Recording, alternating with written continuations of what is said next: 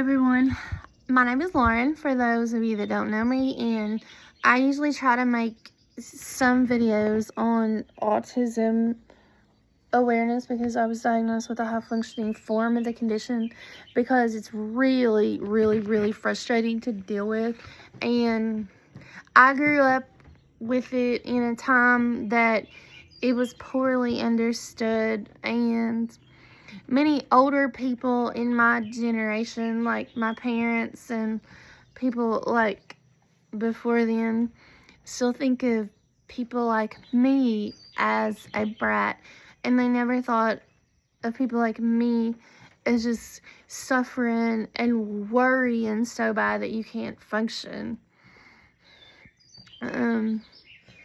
But I want to explain something today.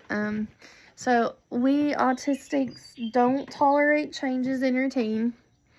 And yes, when I say tolerating changes in routine, it can mean anything like really little to like something major catastrophe could happen. And, well, I can say one thing. In my life, when it rains, it pours. So my family, I went through a horrible tragedy in 2011 of losing my best friend to suicide, and I still think about him every day. But 2 years later, in 2013, my family went through a major tragedy. My cousin, that was really like more of a younger brother to me, as well as his older brother, that stayed with us a lot. Both of them stayed with us quite a bit when we were growing up. And so my one cousin, he was a year younger than me, and his younger brother that was 10 years younger than me were very close to us, and they were like more like another sibling to us, because they stayed with us every chance that they could get, even though their older sister did too, and she was like another sibling for us too. And we all would play together all the time. We'd all hang out together on the weekends. With usually, if we didn't have Saturdays together, we would have Sunday dinners together. And it was really fun.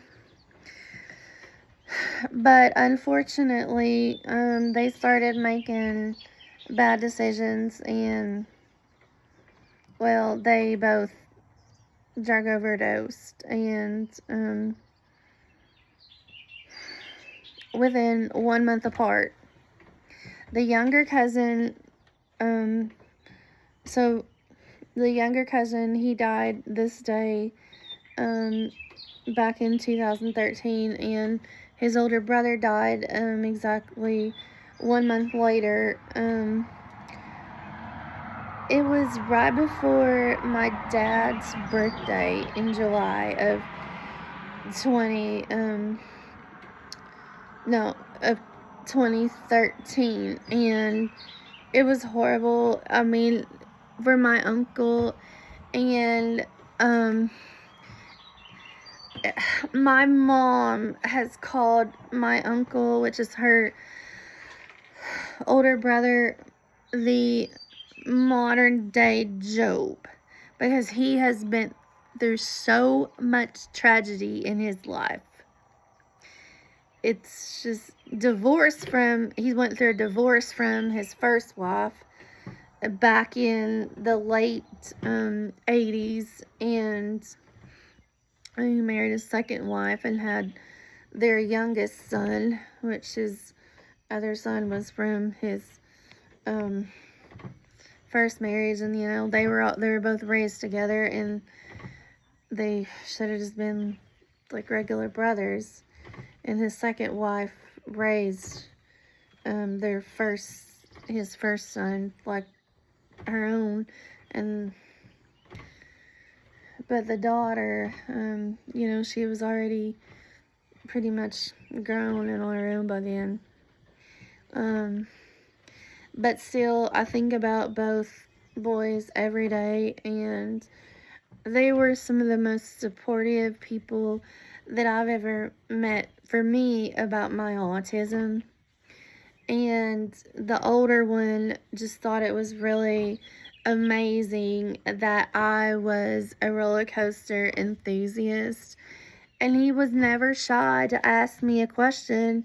Like, if he saw something about a roller coaster on TV, like, he wouldn't say, like, hey, Lauren, do you have any idea where this roller coaster is or how fast it goes or anything like that?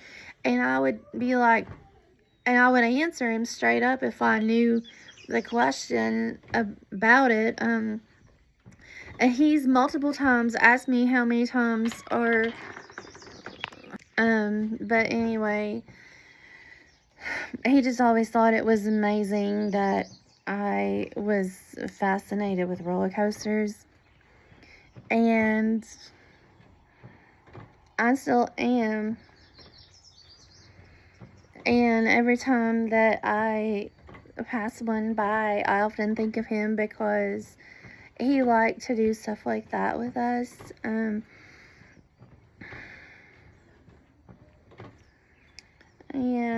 it's something that I dealt with fine, but I didn't really have a major hard time with it, even though I still think about both boys every day and what could have been done or what wasn't done. And